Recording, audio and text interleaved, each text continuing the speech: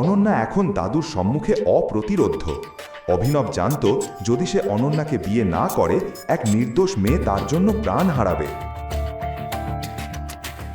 তারপর আর কি, 1 ঘন্টার মধ্যেই ওই একই হলে অনন্যা ও অভিনব বিয়ে হয়ে গেল। তাদের বিয়ের প্রথম রাতে অনন্যার মাথায় কেবল একটি চিন্তা ছিল। তোমার নাম কি? অভিনব, কিন্তু আমার বাবার আদর করে ডাকেন। সে যাই হোক না কেন, আমার জানার দরকার নেই। আর একটি কথা ভালো করে শোনো, এই বিয়ে নয়, এটা জবরদস্তি। আমরা হয়তো স্বামী স্ত্রী, কিন্তু এই ঘরে আমাদের সম্পর্ক দুজন অপরিচিতদের মতোই।